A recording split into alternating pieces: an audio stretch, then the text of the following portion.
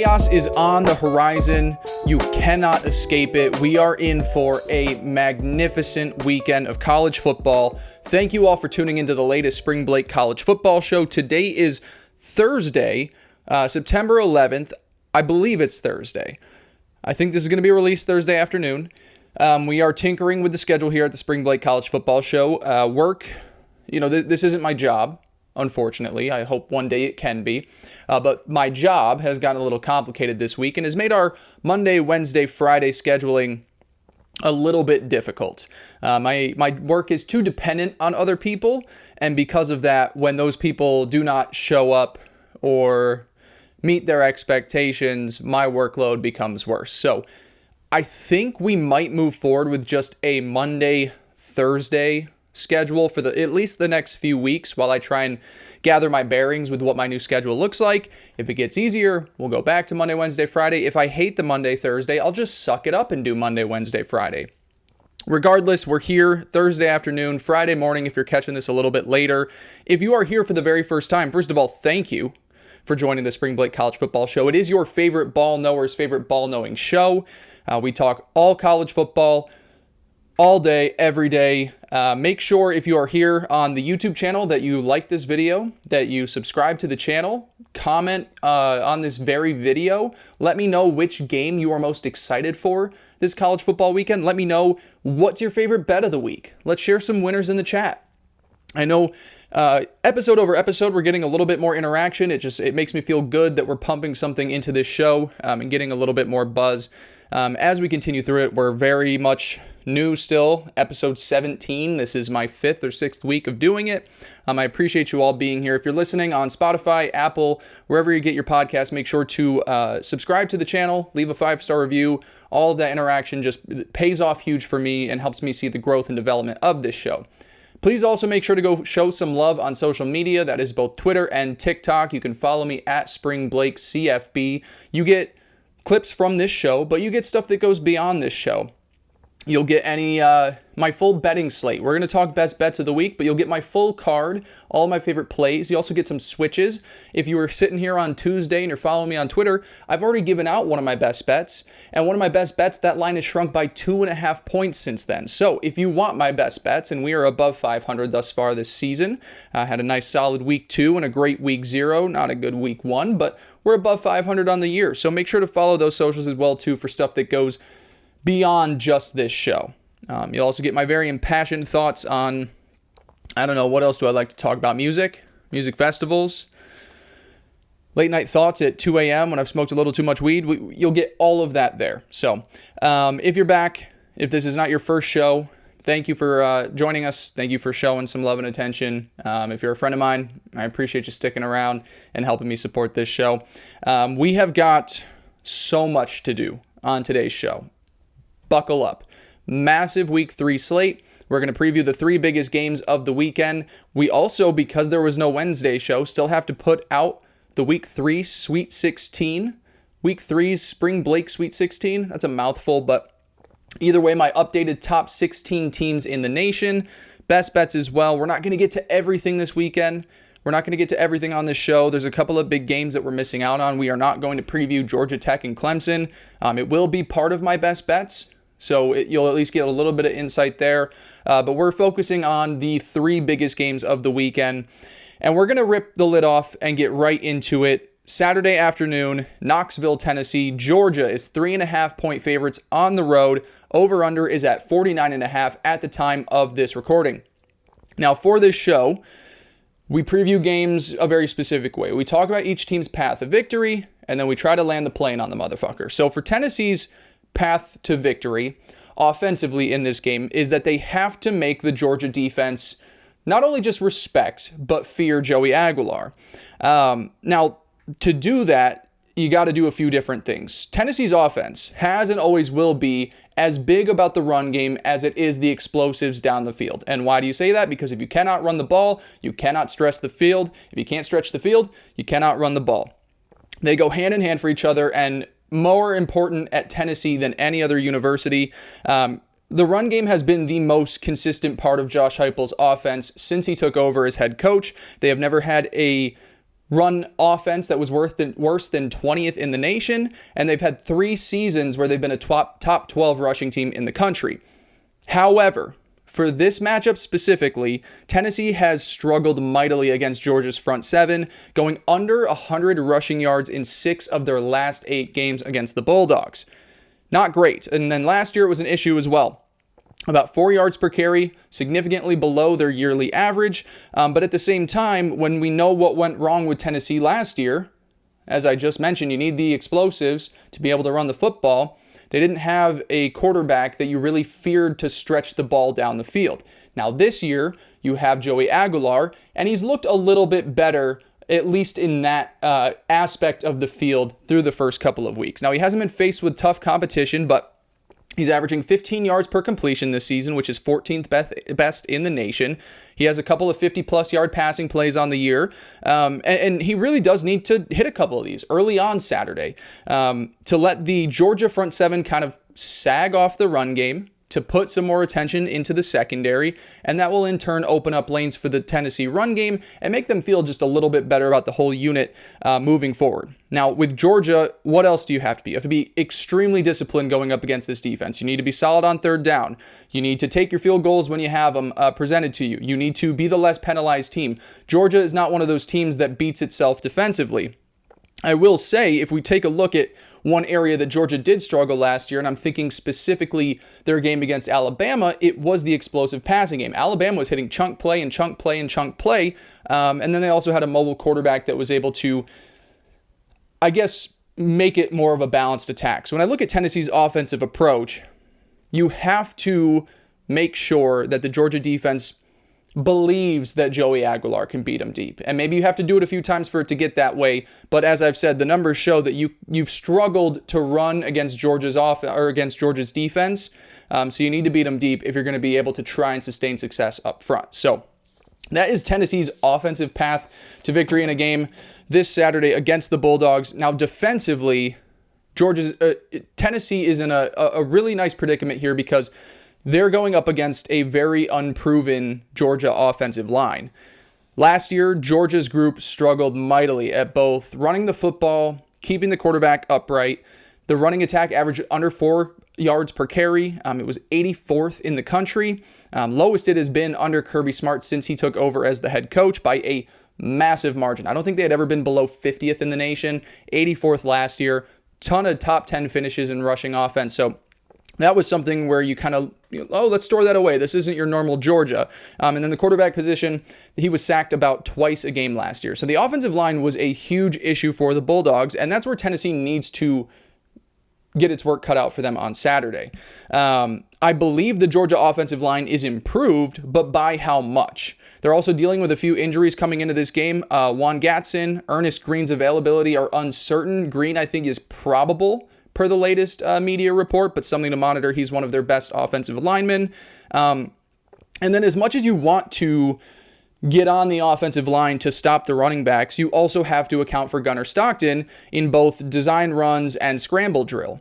In 4 games since taking over as the Georgia starter full time, he has 33 rushing attempts, 2 games where he carried it 10 times, another where he carried it 8. This guy makes things happen with his legs. So what does that mean defensively that you have to do? Your edge rushers have to be super solid in containing their rush lanes. You need to go straight back. You don't need to get out wide because that opens stuff up in the middle for him to create.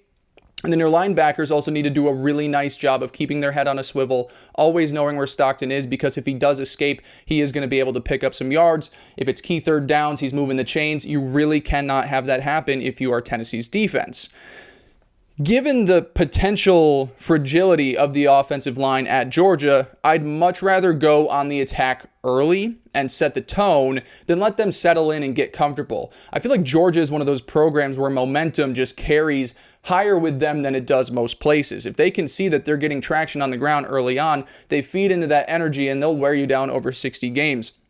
A lot of times defensively, I'd prefer you to be patient and then attack and pick your spots. But in this circumstance, I would rather be the aggressor on defense and make it known early that you're not going to push Tennessee's defensive line around much. So that to me is Tennessee's greatest paths to victory on both sides of the football. For Georgia offensively, and this is a microcosm of their entire season, Can you get back to the 2023 version of your offense? Now, that's a lot easier to be said than done when you've got Ladd McConkey out wide and Brock Bowers at the tight end position, but Zachariah Branch and Oscar Delp are a much better tandem than anything the Bulldogs had to deal with last season.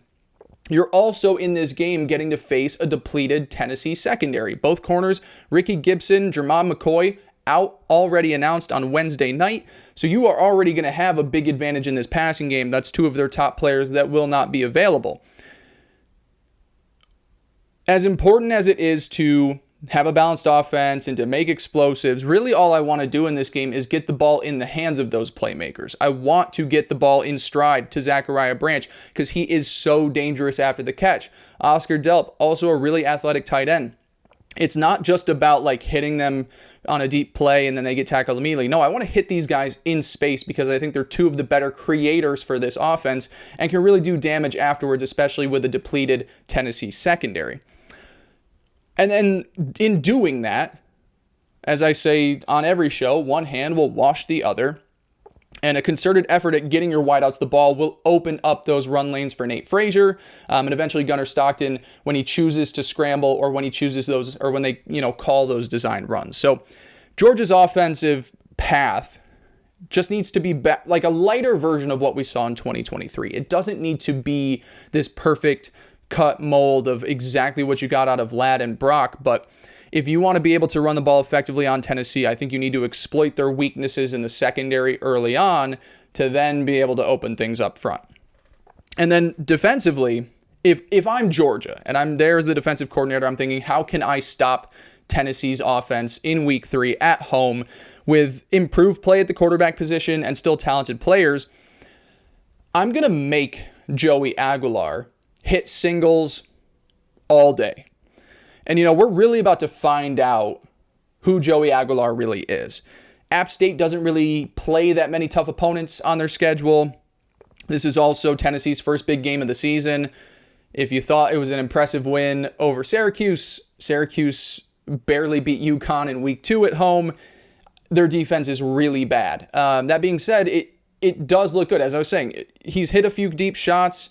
He's averaging 15 yards per completion. The one tough game that Joey Aguilar has really had in his career came last season against Clemson. And he went 18 of 41. Accuracy was a huge issue. I believe that's 45%. And overall, just kind of one of the worst games of his collegiate career in the only game we've seen him against Power 4 type talent.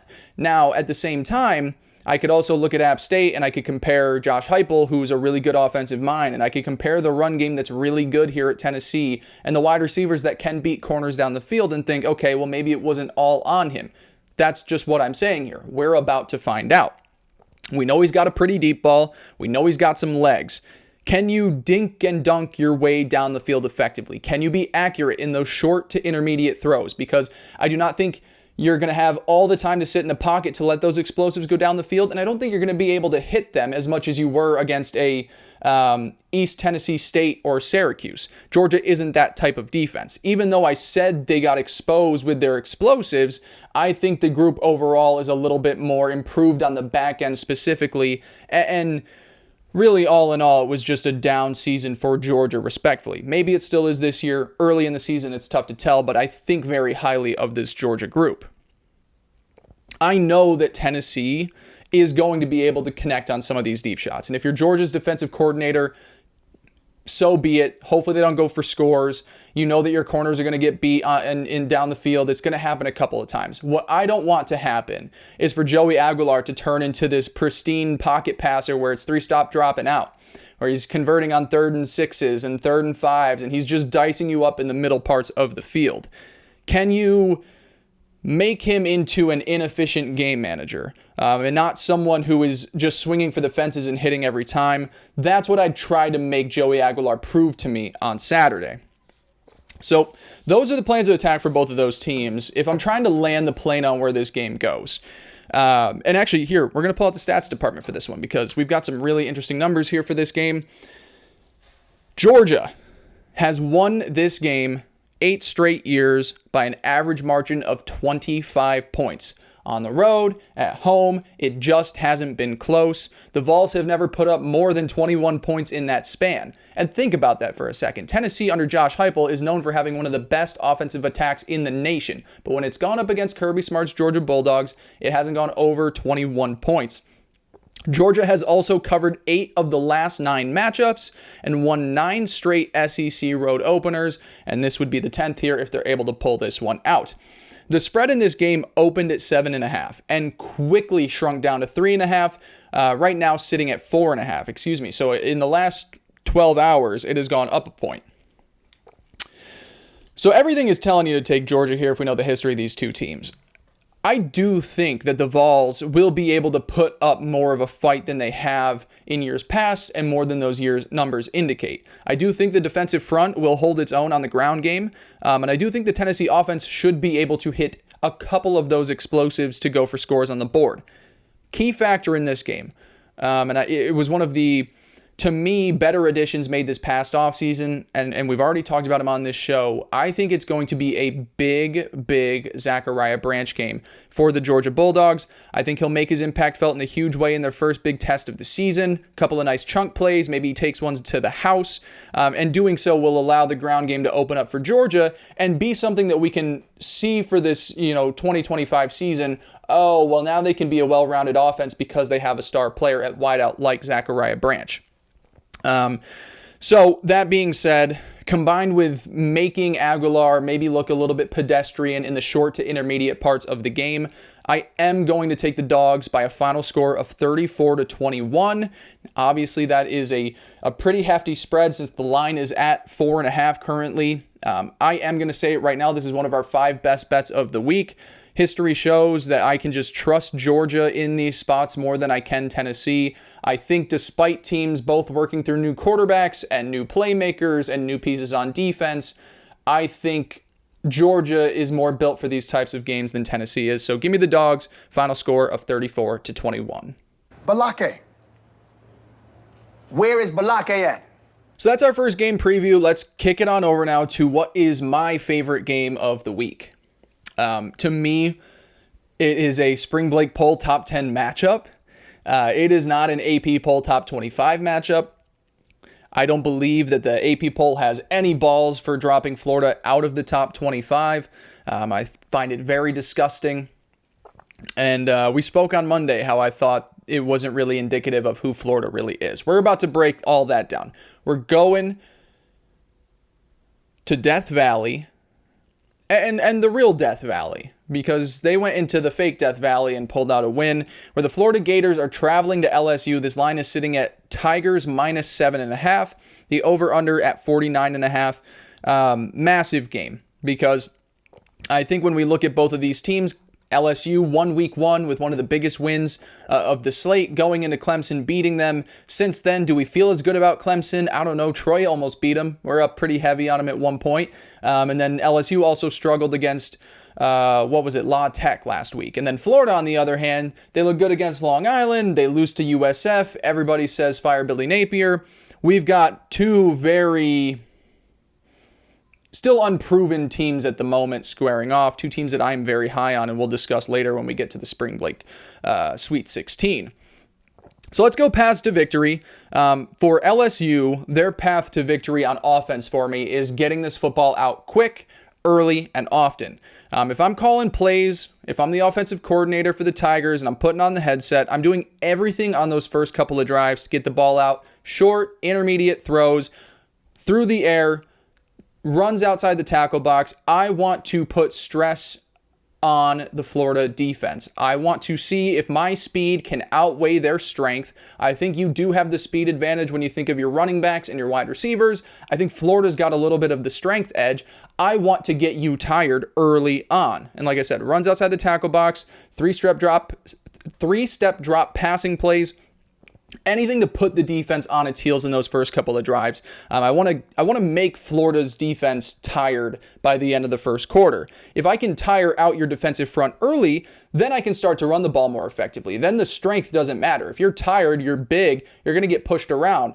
I believe that LSU's best point of attack is to really just make sure Florida doesn't have time to catch their breath. Now, you do have to sustain long drives to do that. You can't just go 3 and out and like, hey, those 3 plays were quick. Like, you got to convert your thirds. You got to get to second and manageables. You have to keep Florida on the field to get them tired. But I don't want it to be wait till there's 5 seconds on the play clock, run it between the tackles, wait till 5 seconds. You don't want this boring, predictable run, pass offense. I really want Florida to be tested early. You've got probably the greatest advantage of the day, your ability to create explosive plays. Keep that in your back pocket. I want to hurt Florida when they're tired. I don't want to try and test them on a 40-yard deep shot when it's in the first quarter. They're going to be at their best, at their more well-rested point in those first 2 drives. So can I early on dink and dunk and work my way up and down the field to where by drive 3 or 4, you're already gassed from having run, 16 plays defensively, and then all of a sudden I'm hitting you on a deep shot for a 60-yard score. So that would be what I do on LSU's offense to try and beat the Florida Gators in what's going to be a really tough game. For LSU's defense, I know it's not true to their nature, but I want the Tigers to pick their spots to be aggressive. Now, I just said on offense, I want the Tigers to be the tone setters. Defensively, I want a little bit more of a patient approach. When LSU came out the gate hot against Clemson, early and often, all these blitzes flying around on defense, it was too much pressure for Clemson to handle. I don't know if that will work to the same effect against Florida. Because, one, I trust Florida's run game a whole lot more, and I think they could play a very patient style of offense. I like their offensive line more than I do Clemson's at the moment. And like Clemson, everybody said is like, oh, it's this top 5 group. Florida is no offensive line to snuff at. I think it's honestly in a talent spot a little bit better than Clemson's. And then you also have a more athletic quarterback, better deep ball accuracy, can move outside the pocket, can do design runs, can scramble. All of that stuff says to me that if LSU is too aggressive early on, Lagway can create a little bit of magic and pick his moments to like, oh, you sent a blitz and I got outside of it. Now I've got a guy open 30 yards down the field and I'm really accurate at hitting those shots, so it's a walk in the park for me. I don't want that to happen on Saturday if I'm LSU. You kind of play into Florida's hands if you're too aggressive. And USF showed us how to beat Florida, right? Like, USF was so unbelievably patient. Now, they got quick to the line, but it was like these long drives. It was settling for field goals. They didn't really do all too much to get the tempo of this game up. If you stay patient with your approach defensively, you can get this Gators offense kind of antsy and just dying to make a big play. That's the one thing with Lagway at times is like he does want to show you that he's superhuman. So if it's like the 8th play of the drive and you've gotten a couple of first downs for Florida, he's dying to make that big explosive play. And if you play into the aggressive nature of that and you send heat, he has a better shot of making that. I would rather just sit back and see if he can get a little too antsy and therefore make the mistakes that you want him to make. So that would be how I'd operate things defensively. You want to fly around in those big moments. And that's what I'm saying. It's not like you just want to be patient the entire game, but just be aggressive in the big moments. On a big 3rd and 8, or maybe it is that one first play of the drive where you think you've been patient for the first half and then it's the 3rd quarter and then you start dialing up the heat. Pick your moments. But I don't think you need to do it all day to make the Gators uncomfortable in this one. And now, funny enough, for Florida, their path to a victory on Saturday is don't try to win the game on just a handful of plays. They relied so much on the home run ball against South Florida, especially when things got tight late, and they diverted from a plan that would have gotten them out of there alive. I think if they had just stayed true to themselves and run between the tackles some more, and Lagway just understood like, hey, if we just kind of keep a level head, we'll get out of this thing alive, we'll be all right, we'll be 2-0, and he got a little too frantic at that point. You're built to be a team to win games in a phone booth. The style and size that you have on both sides of the field, you can make a game 10-7 and be totally fine getting out of there with a win. Put Jordan Baugh between the tackles 18 to 20 times. He's one of the best runners in the sport, running behind one of the best offensive lines in the sport. Let him do that and then make the LSU defense prove that it can handle SEC caliber offensive line play. We were very impressed of how they fared against Clemson. Since then, I have not been that impressed with Clemson.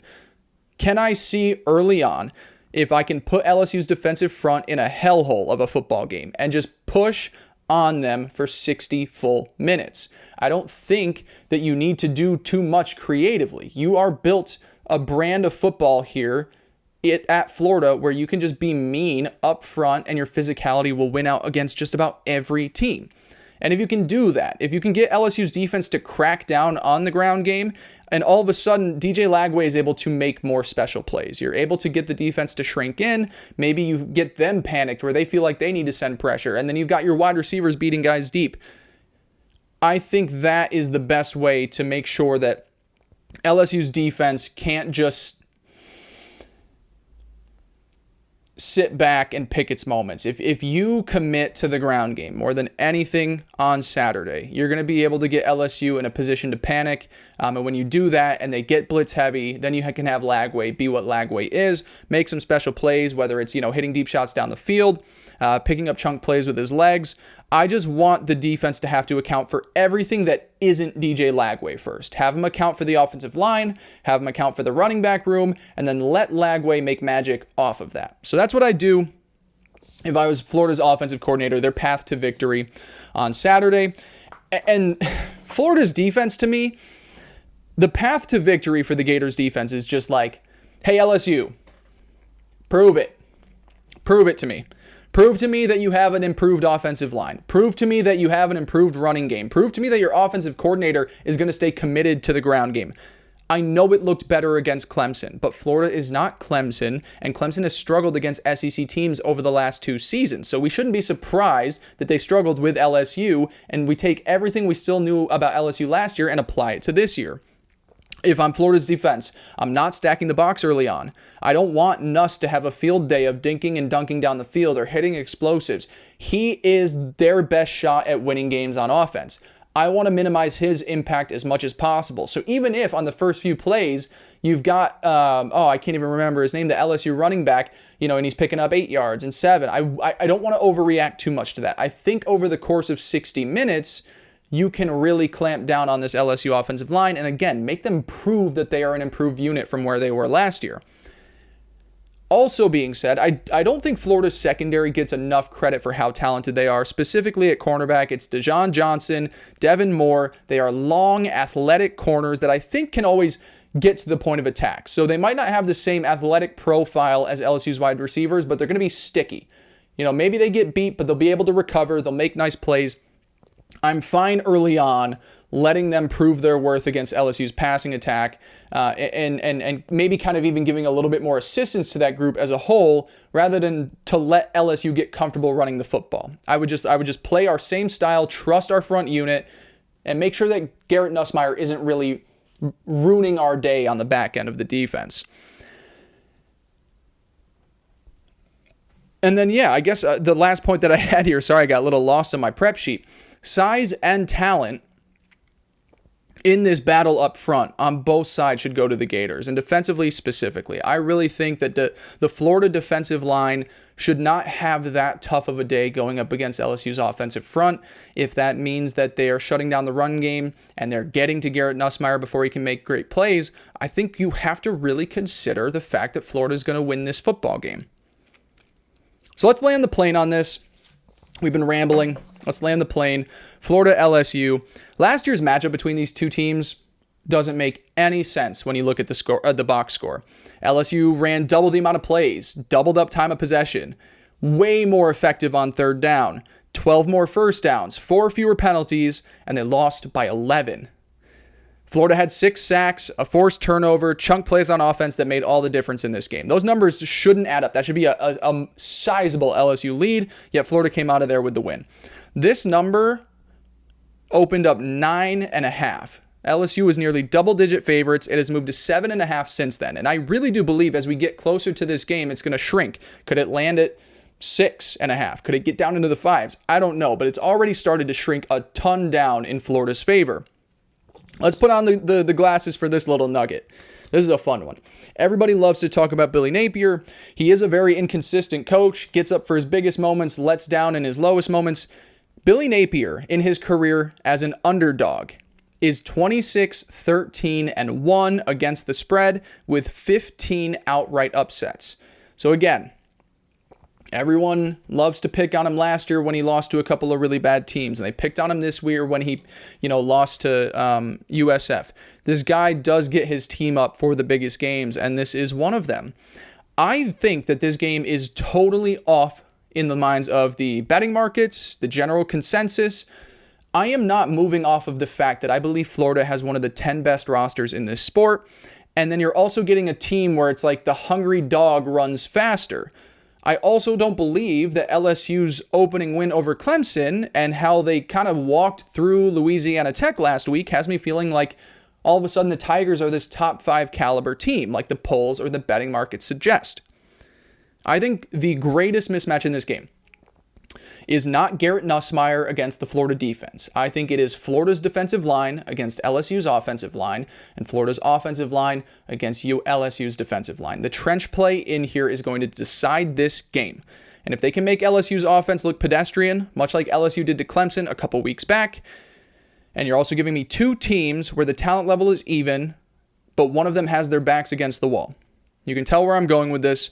I'm taking the hungrier dog to walk faster, to run faster, not walk. Hungry dog runs faster. Florida's the hungry dog. Give me the Gators outright in this one, 30-24. I just think the trench play means way too much in this game. I think LSU gets all the credit in the world for how they looked in week 1. Everybody's down on Florida after their loss to USF. This is the classic. You are never as high as you think you are. You are never as low as you think you are. I think the Gators bounce back in a big way, and then the story of this weekend by Sunday. My name's Blake. Okay, so we're going to take a little bit of a break here from game previews. I think moving forward with our 2-day-a-week schedule, the SpringBlake Sweet 16 is going to hit on our Monday episodes. I just think there's too much to talk about on Thursdays and Fridays to really fit this one in. Like, we had to sacrifice previewing Georgia Tech and Clemson today because of that. And it's a really huge game in the ACC. But it's more important I let you guys know where my top 16 teams in the nation have landed. Again, I will say this every single time. This is a power rating system, not resume rankings. It is if I take Team A and Team B on a neutral field, who do I think would be favored in that game? So, we've got the top 16. We're going to go by quadrants. We're going to go 4 teams at a time. We're going to start in the quadrant 1. My number 1 and number 2 teams in the nation stay the same from where they were last week. I've got Penn State at number 1. They've done nothing to make me adjust away from that since the preseason where they were my top team. And at number 2, the Georgia Bulldogs have stayed tried and true. I trust the talent. I like what I saw in week 1 against Marshall. Last week, it's like, how did they struggle? There was a 2-hour weather delay halfway through. I really don't take too much into that. Now, I did make some switches at the 3 and 4 spot. I have flipped Ohio State and Texas. The Buckeyes are now my number 3 team in the nation. Longhorns down to 4. They both played lesser opponents. They got away just fine. This is baked around the idea that I do believe Texas's offense, look, it just doesn't look polished yet. There's no denying that it could be better 3 weeks from now, but right now when I look at these 2 teams, I would pick Ohio State to be favored on a neutral field. I also believe that Arch is playing through an injury despite Steve Sarkisian not saying anything about it. So those are my top 4 teams: Penn State, Georgia, Ohio State, and Texas. Let's move along to the second quadrant here where I've got the Oregon Ducks at number 5. They are up a spot from last week. Hottest team in the sport right now. Dan Lanning always has talent on the roster, but they look so cohesive early in the season despite a lot of new starters. And because they are up 1, that means Notre Dame moves down 1 spot to 6. Really only because Oregon has leapfrogged them. There's nothing, they had a bye week. Maybe we'll change after they play Texas A&M in a little bit, but as of now, they just get moved down because I think Oregon has looked better. At number 7 and up a spot, I've got the LSU Tigers. They move up a spot because the Gators have slid down. We'll talk in a second. We already talked about how much I think of this game and how close I believe it's going to be on Saturday between LSU and Florida. But right now, if you had to say put them on a neutral field, I do think LSU would be favored. Number 8, down a spot from where they were last week. And people dropped them out of their polls. I don't think they're in the AP. Many people have jumped ship. I'm not jumping ship on the Florida Gators just yet. They're my number 8 team in the nation. Inexcusable loss. Clunky on offense. They didn't have a whole fall camp of DJ Lagway at 100%, so it's going to be a little slow out of the gate. It feels as though they were slow playing Lagway to make sure that they made it to this part of the schedule. They made it to this part of the schedule. He's healthy. They have a bad loss for it, but maybe they can make up for it with some really quality wins over the next month of the season. So that's quadrant 2. Quadrant 3, excuse me. Quadrant 3 starts off with, I guess, the other team that people probably don't like having in the top 10. Either they have stayed at the 9 slot from where they were last week. That is the Alabama Crimson Tide. We could call this 8 and 9 slot here the don't do it again group. Both Bama and Florida with some really bad games this past week. Do not make me feel like an idiot again. Alabama has a game against Wisconsin. Still my number 9 team in the nation. They absolutely dominated ULM this past week. Number 10 and up 2 spots, I've got the Oklahoma Sooners, one of the biggest winners of the week 2 weekend. Moving up 2 spots, everything outside of the running back position has me feeling great about what's happening here in Norman, Oklahoma. And then at number 11, I've got Miami, also up a spot this week. They need to be very careful to not fall into the same trap that Florida and Boise State did this weekend against a very good and talented and hungry South Florida team coming into town. And to finish off Quadrant 3, I've got the Texas A&M Aggies at number 12. They fall down a spot from where they were last week, mostly because of the leaps that Miami and Oklahoma saw. I just feel better about both of these teams, but I'm very interested in seeing how both of their quarterback and defense holds up against its first true test of the season, a game in which we're going to preview to finish out today's show. And that leaves us with Quadrant 4. Quadrant 4 has my final 4 teams in the Sweet 16. Clemson at number 13. They are down 3 spots, probably my lowest faller of the group, outside of maybe Michigan. I am very worried about the state of affairs in Clemson. I have not liked what we've seen from this team thus far, and they've shown very little signs of development and growth despite returning everybody that they had last season. Massive game against Georgia Tech this weekend, and could very well be Clemson's last game or last week inside the SpringBlake Sweet 16. 14 and 15 were in the poll last week. They both move up a spot. I've got Tennessee as my 14th rated team in the nation. Vibes and deep ball are back in Tennessee. If the secondary can get a little bit healthier, you've got a legit playoff contender here in Knoxville. And USC at number 15. People are sleeping on the Trojans, man. Don't sleep on the Trojans. Growth defensively has been massive since the start of the 2024 season with D'Anton Lynn. Offensive talent will always be there. They are rolling through the early parts of their schedule. Feel very good about the Trojans as we get into and closer to the Big 12 or Big 10 regular season. And that leaves one final team in the Sweet 16. My first new entrant into the poll, their first time in the Sweet 16. It's the Utah Utes.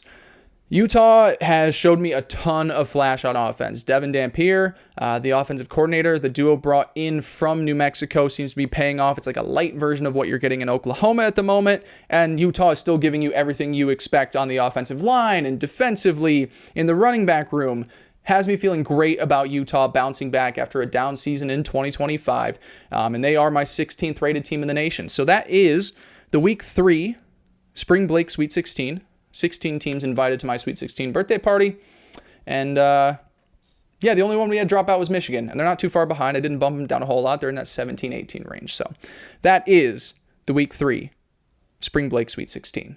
You want to go to war, Balaki? And we cannot forget that we have a third amazing game on the slate. Honestly, 4 if you count Georgia Tech Clemson. The third that we are going to preview on this show, Texas A&M heading to Notre Dame Saturday night in South Bend. The Fighting Irish open up at 6.5-point favorites. The total set at 48.5.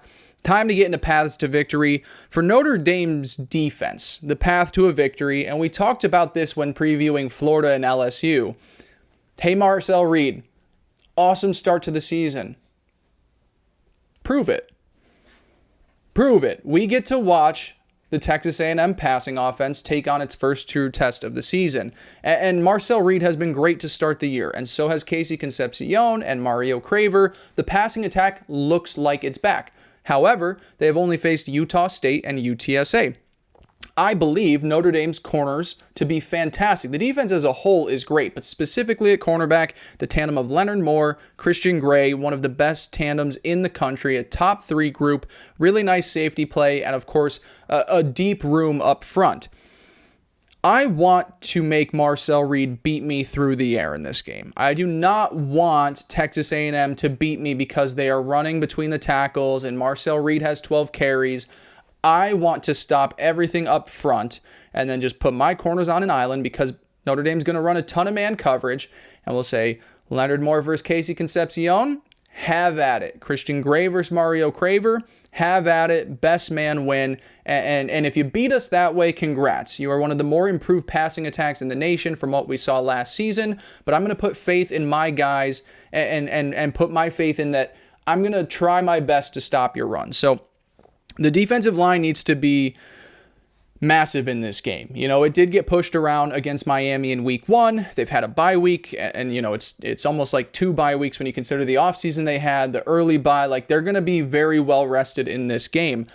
I do not want Le'Veon Moss and Reuben Owens to be running between the tackles and getting to 3rd and 2s and allowing Marcel Reed on a 3rd and 2 to pick it up with his legs because we did a great job in the back, but he just needs 2 yards. You cannot allow this team to run up and down the field on you if you are Notre Dame. The defensive line needs to be solid in its rush patterns. Keep Marcel in the pocket, pressure up front for the defensive tackles, and make sure you boa constrictor him. Where he is not able to get out of that pocket, he is one of the best creators with his legs in this sport, and you cannot let them going. So that's the path for Notre Dame's defense. Offensively, I do not want to see another game, second game of the season, second game in a row, where CJ Carr has to do too much. He was put in a really tough position in his first career start against Miami, and I thought he responded down the stretch in a great way.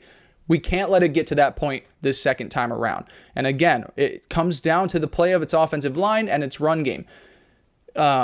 Jeremiah Love, sorry, we need more carries. We need more than 40 yards. Ja'Jarian Price needs to be a good offset to him. We need to be running the ball more effectively, so that way CJ Carr doesn't have to be throwing it 40 times just to keep this game close. So that is, to me, if Notre Dame is going to be able to get past Texas A&M, what they need to do on both sides of the ball. And I also want to mention, too, if there was one weak point of Texas A&M's defense this season, it is the fact that they haven't been tackling well. The secondary has had some really bad misses. The safety room has been bad in tackling.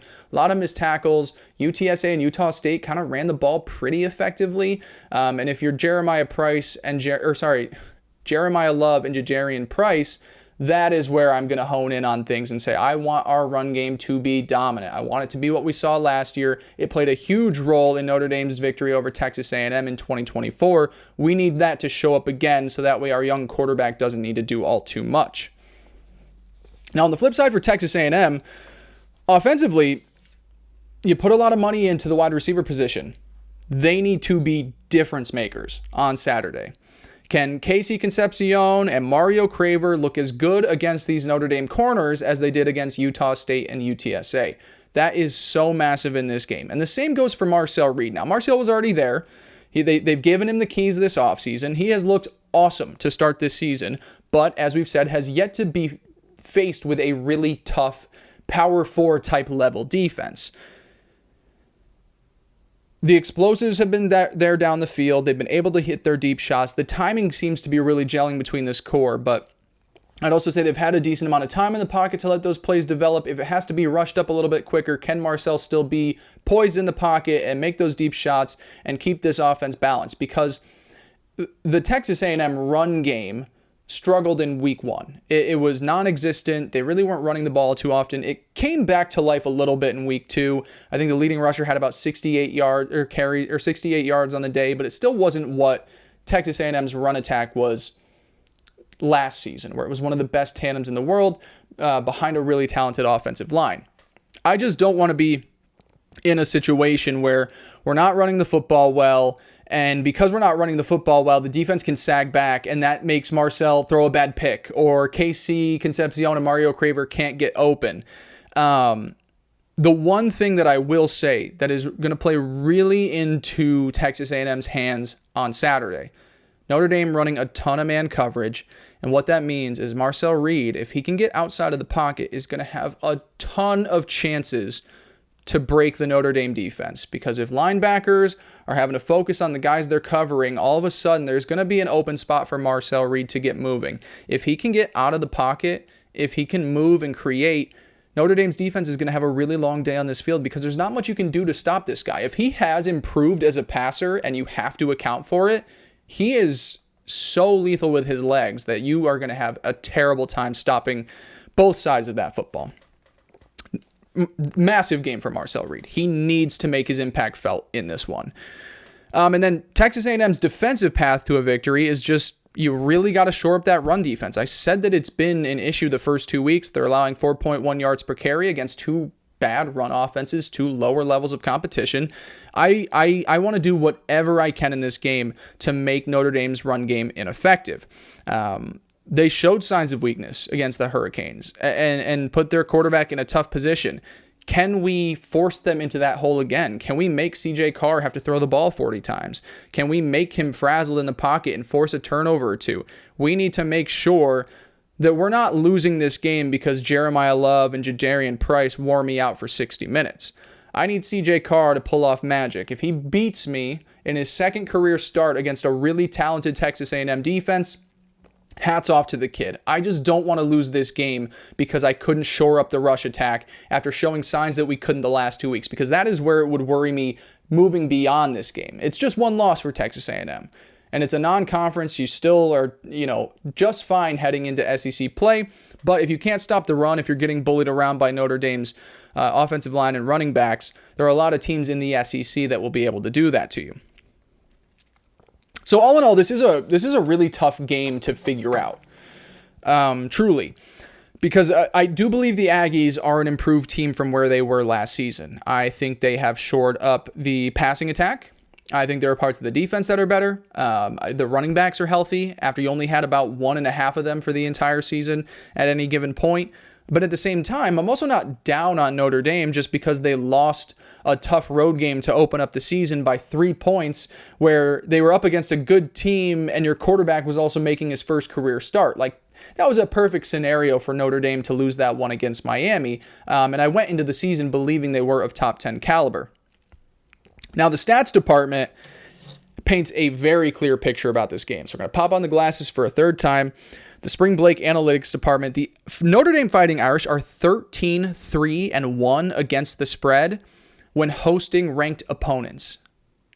Top 25 matchups in South Bend favor the Fighting Irish against the spread, 13-3-1. They are also 37-1, not 37, 37-1 against the spread in single-digit games over the last few years, and that includes 23-4 as a favorite. They are also 7-3 against the spread versus the SEC over the last 4 seasons. Texas A&M, not a great stat. 3-10-2 against the spread on the road the last 4 seasons. Not a pretty picture. Not a pretty picture. If you are an Aggie, sounds like a great one if you're the Fighting Irish. I don't do this often.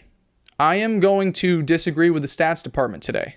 Last year when these two teams played, Notre Dame was the more put-together program. They were the team that had its identity early in the season. They knew that it was running between the tackles and then a mobile quarterback, and they had, this unbelievable trench play. This year around, I think Texas A&M is the one that has the advantage when it comes to what is our identity. When they fully embraced Marcel Reed at the end of last season, they said, this is the direction we're going. We've got 2 really good running backs. We've got an elite offensive line. We've got a quarterback that at very worst is one of the most dangerous players with his legs, and he's only going to get better as a thrower, not just by himself, but by the additions of talented wide receivers. And the defense under Mike Elko, I trust year in and year out, despite it falling apart toward the end of last season. I think we're in for a massive Marcel Reed game. I think we will leave the weekend with 2 big stories in this sport, one being the Gators' revenge over LSU, and the second being Marcel Reed looking like one of the best players we see on the field all day Saturday. I think his legs are going to be a consistent issue for Notre Dame, and when they have to start accounting for it more, I believe that's going to open up more shots to Casey Concepcion and Mario Craver down the field.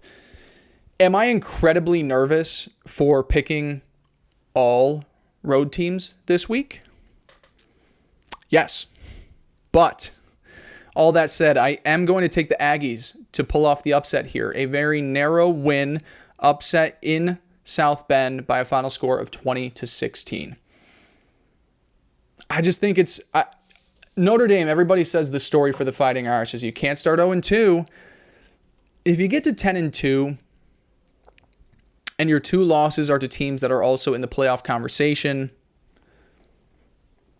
I don't know. I don't think it's all too bad. Now, can you afford to lose a third game? Definitely not. But I don't know. Everybody says that Notre Dame is the desperate team in this situation, but I still think at the end of the day, the identity that Texas A&M has, I feel more certain about than where Notre Dame is at this point in the season. If they played at the end of the year and this was like a Week 11 matchup, I maybe would lean the Fighting Irish. But where these teams are at right now, I feel better about the Aggies. So give me the Aggies, give me the Gators, give me, who did I pick in the first game? I don't even remember what the first game was. Who the fuck did I pick in the first game? Georgia. Georgia to win on the road, Florida to win on the road, Texas A&M to win on the road. Those are our game previews of the week, along with the Sweet 16 poll. The last thing we need to discuss are some best bets. So as you know, and I say it on every episode, SpringBlake ChatGPT, we're giving our 5 best bets of the week, seeing who knows ball more, SpringBlake or AI. Last week, your boy, winning week, 3-2, up 0.8 units. On the season, we're now 8-7, up a unit, 0.24. I guess I should just say plus 1.24 units on the year. 8-7, we hit. I downloaded it and I didn't even look at what we hit. Let me give you my winners from last week so you can tell me how good I am. Last week, we hit Northern Illinois plus 17.5 against Maryland. We hit Baylor plus 3 in exhilarating fashion against SMU. We did lose Duke plus 3.5. They lost the turnover battle 4-0 to Illinois. Lost that game by a bunch. We easily hit the Kansas-Missouri over. That one felt like it was wrapped up by the middle of the second quarter. And then we also lost Michigan over 43.5 against Oklahoma. That was frustrating because all week I told you it was going to be a low-scoring game, and then I felt something in my loins that said points, points, points. I flipped it, and it hit under. So that we were... The brain was at 4-1, but the fingers and the voice went 3-2. ChatGPT also had a winning week, 3-2, up 0.8 units. They lost Ole Miss, so they were, a field goal with 8 seconds left away from winning that one and being 4-1. They hit Oregon's team total over 42.5. Hit South Florida plus 17.5. They could have taken the money line; it wouldn't have mattered. Hit USC minus 28.5, and then lost their second bet, Michigan plus 5.5. So on the year, I am up 1.24 units. ChatGPT on the year, 6-9, down 3.97 units, and we have got 5 more best bets for week 3. A few of them I've already given out on this show or online. If you go to my Twitter at SpringBlakeCFB. We are taking Georgia minus 3.5 against Tennessee. If I know anything, I can trust the Bulldogs and the Volunteers over the last 8 years. They have won in dominant fashion. Is this the same Georgia team as years past? No, I still think they're better than a 3.5 point margin than the Volunteers. On Tuesday, and I tweeted this out just so I could say it on this show. On Tuesday, we took Florida plus 10. We bought a half point and took it down to that nice number of double digits. It's now down to 7.5. I picked Florida to win. If you want to take that and go bet 7.5, fine. My bet is the Gators plus 10 on the road against LSU. We are also going to take Texas A&M plus 6.5. That's going to be a best bet. I think at very worst, it's a close loss for the Aggies here. I am predicting them to get the win, however. We are also going to go to the other biggest game that we didn't get to mention. And I wish we had more time to talk about this, but this show is long enough as it is. I don't want to keep going any bit further. I also have work and other commitments I have to do in my life. We're taking Georgia Tech plus 3.5 against Clemson. This is a kind of like an identity crisis for me too. Kind of like what we said with Texas A&M and Notre Dame. I know what Georgia Tech football is. At this moment, I do not know what Clemson football is. Do I feel like I'm going to feel really dumb next week if Clemson goes and wins by 40? Sure. But right now, I'm taking the Yellow Jackets plus 3.5. We are also going to take Minnesota money line. That is against Cal on Saturday. Cal's getting a lot of hype because they've got a really fun freshman quarterback. Minnesota, to me, is the better team. We're just taking the money line. I think they were like 1 point favorites, but we're just going to stick with the money line. So Georgia minus 3.5, Florida plus 10.5, Texas A&M plus 6.5, Georgia Tech plus 3.5, and Minnesota money line. Those are my 5 best bets of the week. ChatGPT is taking some crazy numbers in week 3. First being Alabama minus 21.5 over Wisconsin. Could very well be a nice, easy win for the Crimson Tide there, but it's a big spread. That number does worry me a tad, even though Billy Edwards is out for the Badgers. They are taking Penn State minus 48.5. They are taking the under in Texas A&M Notre Dame of 48.5. I actually really do like that bet, so hats off ChatGPT. We've got one that we both can agree on. They're taking Kentucky minus 23.5 in a bounce back spot against Ole Miss. And then last but not least, Syracuse. Yes, Syracuse, who barely beat UConn. Minus 37.5 over Colgate. Those are ChatGPT's 5 best bets for week 3. That is this show. Is there anything else I want to say? Thank you guys for the support. Enjoy week 3. We're going to have a really fun slate. Lots to talk about next week. We might be back on a Monday, Wednesday, Friday. I just finished this show and I don't know how I feel about it. So we're going to give me some time to sit on it and think. And either way, you'll be hearing this mouth in front of this microphone at least a couple of times next week. Thank you guys all for your support. Again, if you're on YouTube, like the channel, subscribe to the channel, like the video, leave a comment. If you're listening on Spotify or Apple, subscribe, 5-star review, follow the socials at SpringBlake CFB. I appreciate you. I love you. And I'll talk to you next week. Enjoy the week of college football. Peace.